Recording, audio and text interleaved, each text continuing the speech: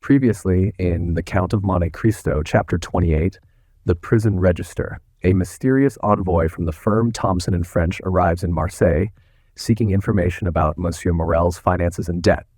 The envoy meets with Monsieur de Beauville, the prison inspector, and surprises him by offering to buy Morrel's 200,000 franc debt with no conditions, except one.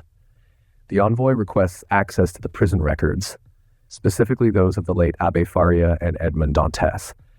Under the guise of inspecting the records, the envoy discreetly takes Danglars' false letter condemning Dantes. By the end of the chapter, it's clear that the envoy is no ordinary banker. He is Dantes himself, beginning to unravel the plot against him. Chapter 29. The House of Morrel and Son. Anyone who had quitted Marseille a few years previously, well acquainted with the interior of Morrel's warehouse, and had returned at this date, would have found a great change. Instead of that air of life, of comfort, and of happiness that permeates a flourishing and prosperous business establishment, instead of merry faces at the windows, busy clerks hurrying to and fro in the long corridors, instead of the court filled with bales of goods, re-echoing with the cries and the jokes of porters, one would have immediately perceived all aspect of sadness and gloom. Out of all the numerous clerks that used to fill the deserted corridor and the empty office, but two remained.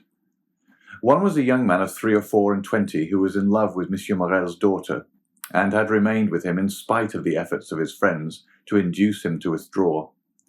The other was an old one-eyed cashier called Cocles, or Cockeye, a nickname given him by the young men who used to throng this vast, now almost deserted beehive, and which had so completely replaced his real name that he would not in all probability have replied to anyone who addressed him by it.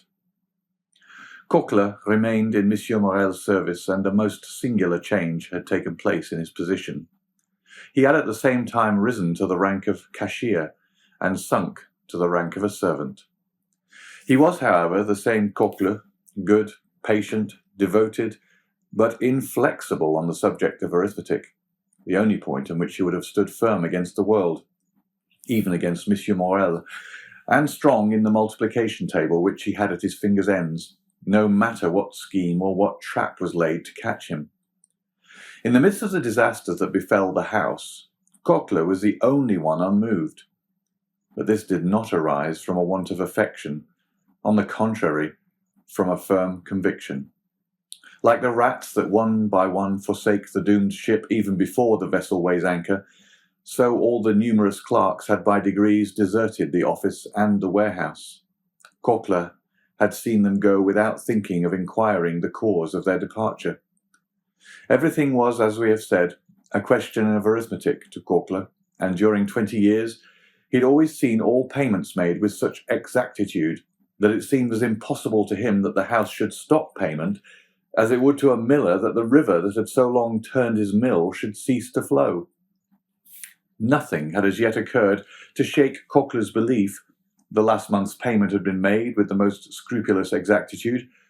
Cocles had detected an overbalance of 14 sous in his cash, and the same evening he had brought them to Monsieur Morrel, who, with a melancholy smile, threw them into an almost empty drawer, saying, "Thanks, Cocles.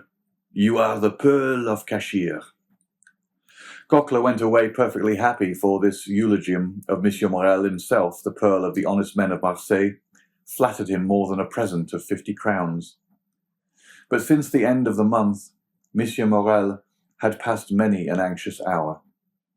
In order to meet the payments then due, he had collected all his resources, and, fearing lest the report of his distress should get bruited abroad at Marseille when he was known to be reduced to such an extremity, he went to the Beaucaire fair to sell his wife's and daughter's jewels and a portion of his plate. By this means the end of the month was past, but his resources were now exhausted. Credit, owing to the reports afloat, was no longer to be had, and to meet the 100,000 francs due on the 10th of the present month, and the 100,000 francs due on the 15th of the next month to Monsieur de Beauville, Monsieur Morrel had in reality no hope but the return of the Pharaon, of whose departure he had learned from a vessel which had weighed anchor at the same time, and which had already arrived in harbour. But this vessel, which, like the Pharaon, came from Calcutta, had been in for a fortnight, while no intelligence had been received of the Pharaon. Such was the state of affairs, when the day after his interview with Monsieur de Beauville, the confidential clerk of the house of Thomson and French of Rome presented himself at Monsieur Morrel's. Emmanuel received him. This young man was alarmed by the appearance of every new face, for every new face might be that of a new creditor, come in anxiety to question the head of the house. The young man, wishing to spare his employer the pain of this interview, questioned the newcomer, but the stranger declared that he had nothing to say to Monsieur Emmanuel, and that his business was with Monsieur Morrel in person. Emmanuel sighed and summoned Cocles. Cocles appeared, and the young man bade him conduct the stranger to Monsieur Morrel's apartment. Cocles went first, and the stranger followed him. On the staircase they met a beautiful girl of 16 or 17, who looked with anxiety at the stranger. Monsieur Morrel is in his room, is he not, Mademoiselle Julie? Said the cashier. Yes, I think so, at least, said the young girl hesitatingly. Go and see, Cocles, and if my father is there, announce this gentleman. It will be useless to announce me, mademoiselle, returned the Englishman. Monsieur Morrel does not know my name. This worthy gentleman has only to announce the confidential clerk of the house of Thomson and French of Rome, with whom your father does business. The young girl turned pale and continued to descend while the stranger and Cocles continued to mount the staircase. She entered the office where Emmanuel was, while Cocles, by the aid of a key he possessed, opened a door in the corner of a landing place on the second staircase, conducted the stranger into an antechamber, opened a second door, which he closed behind him, and after having left the clerk of the house of Thomson and French alone, returned and signed to him that he could enter. The Englishman entered and found Morrel seated at a table, turning over the formidable columns of his ledger, which contained the list of his liabilities. At the sight of the stranger, Monsieur Morrel closed the ledger, arose and offered a seat to the stranger, and when he had seen him seated, resumed his own chair. 14 years had changed the worthy merchant, who in his 36th year, at the opening of this history, was now in his 50th. His hair turned white, time and sorrow had ploughed deep furrows in his brow, and his look, once so firm and penetrating, was now irresolute and wandering, as if he feared being forced to fix his attention on some particular thought or person. The Englishman looked at him with an air of curiosity, evidently mingled with interest. Monsieur, said Morrel, whose uneasiness was increased by this examination, you wish to speak to me? Yes, monsieur. You are aware from whom I come. The house of Thomson and French, at least, so my cashier tells me. He has told you rightly. The house of Thomson and French had 300,000 or 400,000 francs to pay this month in France, and knowing your strict punctuality, have collected all the bills bearing your signature, and charged me as they became due to present them, and to employ the money otherwise. Morrel sighed deeply, and passed his hand over his forehead, which was covered with perspiration. So then, sir, said Morrel, you hold bills of mine? Yes, and for a considerable sum. What is the amount? Asked Morrel with a voice he strove to render firm. Here is, said the Englishman, taking a quantity of papers from his pocket, an assignment of 200,000 francs to our house by a Monsieur de Beauville, the inspector of prisons, to whom they are due. You acknowledge, of course, that you owe this sum to him. Yes, he placed the money in my hands at 4.5%, nearly 5 years ago. When are you to pay? Half the 15th of this month, half the 15th of next. Just so. And now here are 32,500 francs payable shortly. They are all signed by you and assigned to our house by the holders. I recognize them, said Morrel, whose face was suffused as he thought that for the first time in his life he would be unable to honor his own signature. Is this all? No.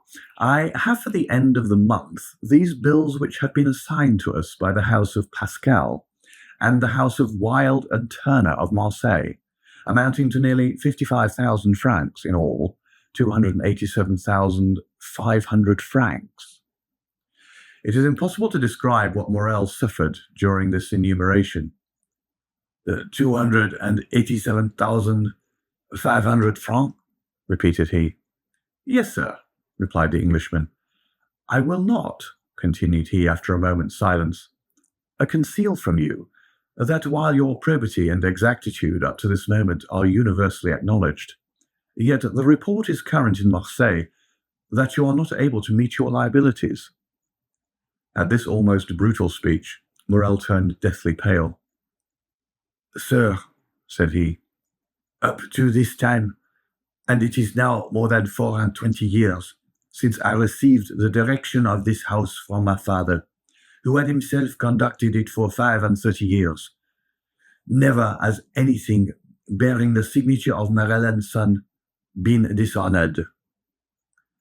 I know that, replied the Englishman, but as a man of honor should answer another. Tell me fairly, shall you pay these with the same punctuality? Morrel shuddered and looked at the man, who spoke with more assurance than he had hitherto shown. 2 questions frankly put, said he. A straightforward answer should be given. Yes, I shall pay if, as I hope, my vessel arrives safely, for its arrival will again procure me the credit which the numerous accidents of which I have been the victim have deprived me. But if the Pharaon should be lost, and this last resource begun? The poor man's eyes filled with tears. Well, said the other, if this last resource fail you.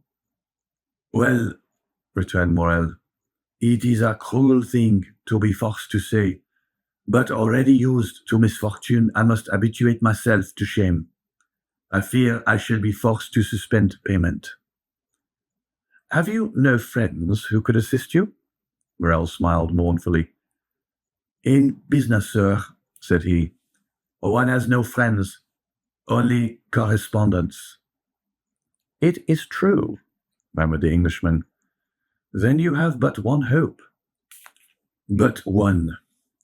The last? The last.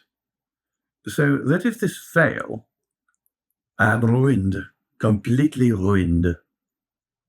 As I was on my way here, a vessel was coming into port. I know it, sir. A young man who still adheres to my fallen fortunes passes a part of his time in a belvedere at the top of the house, in hopes of being the first to announce good news to me. He has informed me of the arrival of the ship. And it is not yours? No. She is a Bordeaux vessel, La Gironde. She comes from India also, but she is not mine. Perhaps she has spoken to the Pharaon and brings you some tidings of her. Shall I tell you plainly one thing, sir?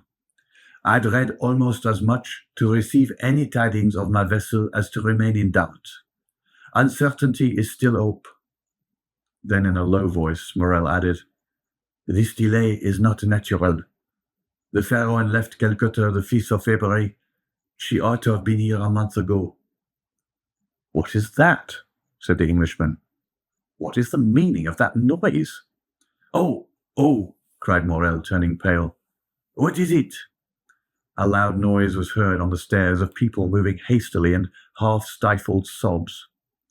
Morrel rose and advanced to the door, but his strength failed him, and he sank into a chair. The 2 men remained opposite one another, Morrel trembling in every limb, the stranger gazing at him with an air of profound pity. The noise had ceased, but it seemed that Morrel expected something. Something had occasioned the noise, and something must follow. The stranger had fancied he heard footsteps on the stairs, and that the footsteps, which were those of several persons, stopped at the door. A key was inserted in the lock of the first door, and the creaking of hinges was audible. There are only two persons who have the key to that door," murmured Morrel. "Cocles and Julie." At this instant, the second door opened, and the young girl, her eyes bathed with tears, appeared. Morrel rose tremblingly, supporting himself by the arm of the chair. He would have spoken, but his voice failed him. "Oh, father," said she, clasping her hands, "forgive your child for being the bearer of evil tidings." Morrel again changed colour. Julie threw herself into his arms. "Oh, father, father," murmured she. "Courage." "The Pharaon has gone down, then," said Morrel in a hoarse voice. The young girl did not speak, but she made an affirmative sign with her head as she lay on her father's breast. "And the crew?" asked Morrel. "Saved," said the girl. "Saved by the crew of the vessel that has just entered the harbour." Morrel raised his two hands to heaven with an expression of resignation and sublime gratitude. "Thanks, my God," said he. "At least thou strikest but me alone." A tear moistened the eye of the phlegmatic Englishman. Come in, said Morrel, "for I presume you are all at the door." Scarcely had he uttered these words than Madame Morrel entered weeping bitterly. Emmanuel followed her, and in the antechamber were visible the rough faces of 7 or 8 half-naked sailors. At the sight of these men, the Englishman started and advanced a step, then restrained himself and retired into the farthest and most obscure corner of the apartment. Madame Morrel sat down by her husband and took one of his hands in hers. Julie still lay with her head on his shoulder. Emmanuel stood in the centre of the chamber and seemed to form the link between Morrel's family and the sailors at the door. "How did this happen?" said Morrel. "Draw nearer, Penelon," said the young man, "and tell us all about it." An old seaman, bronzed by the tropical sun, advanced, twirling the remains of a tarpaulin between his hands. "Good day, Monsieur Morrel," said he, as if he had just quitted Marseille the previous evening and had just returned from Aix or Toulon. "Good day, Penelon," returned Morrel, who could not refrain from smiling through his tears. "Where is the captain?" "The captain, Monsieur Morrel. He has stayed behind sick at Palma. But, please God, it won't be much, and you will see him in a few days, all alive and hearty." "Well now, tell your story, Penelon." Penelon rolled his quid in his cheek, placed his hand before his mouth, turned his head and sent a long jet of tobacco juice into the antechamber, advanced his foot, balanced himself, and began. "You see, Monsieur Morrel," said he, "we were somewhere between Cape Blanc and Cape Boredar, sailing with a fair breeze, south-southwest after a week's calm, when Captain Gaumard comes up to me. I was at the helm, I should tell you, and says, 'Penelon, what do you think of those clouds coming up over there?' I was just then looking at them myself. What do I think, Captain? Why, I think they are rising faster than they have any business to do, and that they would not be so black if they didn't mean mischief." "That's my opinion too," said the captain, "and I'll take precautions accordingly. We are carrying too much canvas. Avast there, all hands. Take in the studding sails and stow the flying jib." It was time. The squall was on us, and the vessel began to heel. "Ah," said the captain, "we have still too much canvas set. All hands lower the mains." 5 minutes after, it was down, and we sailed under mizzen topsails and top-gallant sails. "Well, Penelon," said the captain, "what makes you shake your head?" "Why," I says, "I still think you've got too much on." "I think you're right," answered he. "We shall have a gale."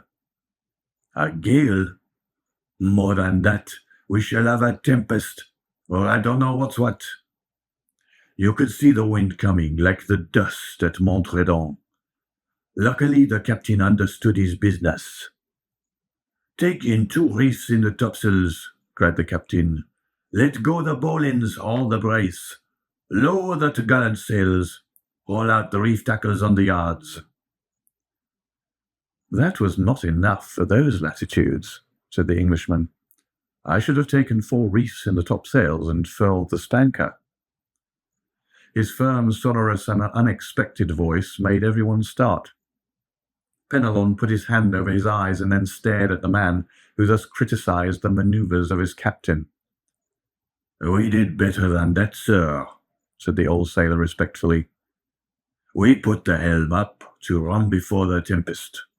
10 minutes after we struck our topsails and scudded under bare poles." "The vessel was very old to risk that," said the Englishman. "It was that did the business after pitching heavily for 12 hours. We sprung a leak." "Penelon," said the captain, "I think we are sinking. Give me the helm and go down into the hold." I gave him the helm and descended. There was already 3 feet of water. "All hands to the pumps," I shouted, but it was too late, and it seemed the more we pumped, the more came in.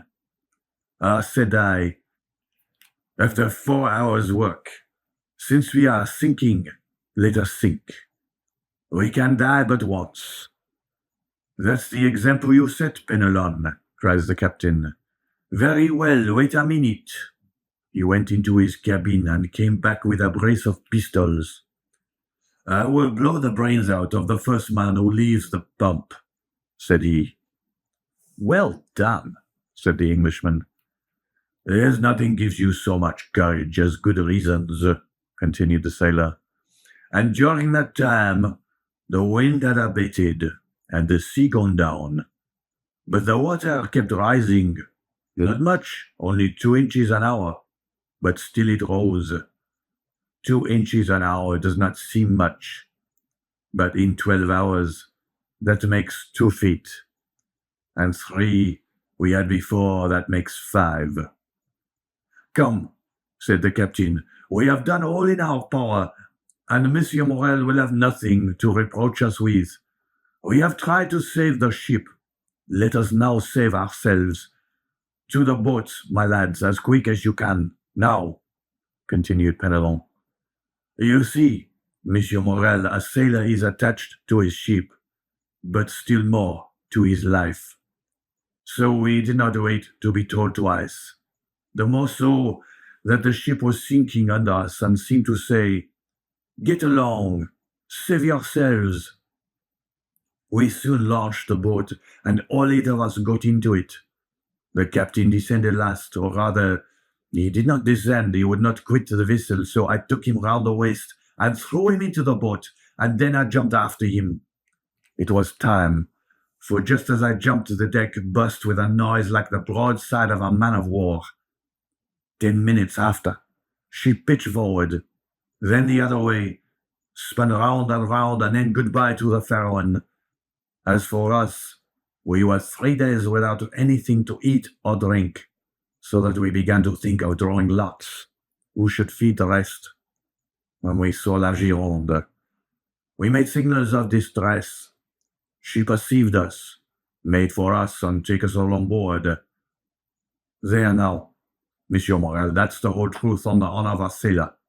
Is not it true, you fellows there?" A general murmur of approbation showed that the narrator had faithfully detailed their misfortunes and sufferings. Well, said Monsieur Morrel, "I know there was no time in fault but destiny. It was the will of God that this should happen. Blessed be his name. What wages are due to you?" "Oh, don't let us talk of that, Monsieur Morrel." "Yes, but we will talk of it." "Oh, well then, 3 months," said Penelon. "Cocles, pay 200 francs to each of these good fellows," said Morrel. "At another time," added he, "I should have said, give them besides 200 francs over as a present, but the times are changed, and the little money that remains to me is not my own." Penelon turned to his companions and exchanged a few words with them. "As for that, Monsieur Morrel," said he, again turning his quid, "as for that." "As for what?" "The money." "Well?" "Well, we all say that 50 francs will be enough for us at present, and that we will wait for the rest." "Thanks, my friends, thanks," cried Monsieur Morrel gratefully. Take it, and if you can find another employer, enter his service. You are free to do so." These last words produced a prodigious effect on the seaman. Penelon nearly swallowed his quid. Fortunately, he recovered. "What, Monsieur Morrel?" said he in a low voice. "You send us away? You were then angry with us?" "No, no," said Monsieur Morrel. "I am not angry, quite the contrary. And I do not send you away, but I have no more ships, and therefore I do not want any sailors." "No more ships?" returned Penelon. "Well then, you'll build some. We'll wait for you." "I have no money to build ships with, Penelon," said the poor owner mournfully, "so I cannot accept your kind offer." "No more money? Then you must not pay us. We can scud, like the Pharaon, under bare poles." "Enough, enough!" cried Morrel, almost overpowered. "Leave me, I pray you. We shall meet again in a happier time. Emmanuel, go with them, and see that my orders are executed." "At least we shall see each other again, Monsieur Morrel?" asked Penelon. "Yes, I hope so, at least. No, go." He made a sign to Cocles, who went first. The seaman followed him, and Emmanuel brought up the rear. "Now," said the owner to his wife and daughter, "leave me. I wish to speak with this gentleman." And he glanced towards the clerk of Thomson and French, who had remained motionless in the corner during this scene, in which he had taken no part, except the few words we have mentioned. The two women looked at this person, whose presence they had entirely forgotten, and retired. But as she left the apartment, Julie gave the stranger a supplicating glance, to which he replied by a smile that an indifferent spectator would have been surprised to see on his stern features. The two men were left alone. "Well, sir," said Morrel, sinking into a chair, "you have heard all, and I have nothing further to tell you." "I see," returned the Englishman, "that a fresh and unmerited misfortune has overwhelmed you, and this only increases my desire to serve you." "Oh, sir!" cried Morrel. "Let me see," continued the stranger. "I am one of your largest creditors. Your bills at least are the first that will fall due. Do you wish for time to pay?" "A delay would save my honor, and consequently my life." "How long a delay do you wish for?" Morrel reflected. 2 months, said he. "I will give you 3, replied the stranger. "But," asked Morrel, "will the house of Thomson and French consent?" "Oh, I take everything on myself. Today is the 5th of June. "Yes." "Well, renew these bills up to the 5th of September, and on the 5th of September at 11 o'clock, the hand of the clock pointed to 11, I shall come to receive the money." "I shall expect you," returned Morrel, "and I will pay you, or I shall be dead." These last words were uttered in so low a tone that the stranger could not hear them. The bills were renewed, the old ones destroyed, and the poor shipowner found himself with 3 months before him to collect his resources. The Englishman received his thanks with the phlegm peculiar to his nation, and Morrel, overwhelming him with grateful blessings, conducted him to the staircase. The stranger met Julie on the stairs. She pretended to be descending, but in reality she was waiting for him. "Oh, sir," she said, clasping her hands. "Mademoiselle," said the stranger, "one day you will receive a letter signed Sinbad the Sailor. Do exactly what the letter bids you, however strange it may appear." "Yes, sir," returned Julie. Do you promise? I swear to you I will. It is well. Adieu, mademoiselle. Continue to be the good, sweet girl you are at present, and I have great hopes that heaven will reward you by giving you Emmanuel for a husband. Julie uttered a faint cry, blushed like a rose, and leaned against the baluster. The stranger waved his hand and continued to descend. In the court, he found Penelon, who, with a rouleau of 100 francs in either hand, seemed unable to make up his mind to retain them. Come with me, my friend, said the Englishman. I wish to speak to you. End of chapter 29.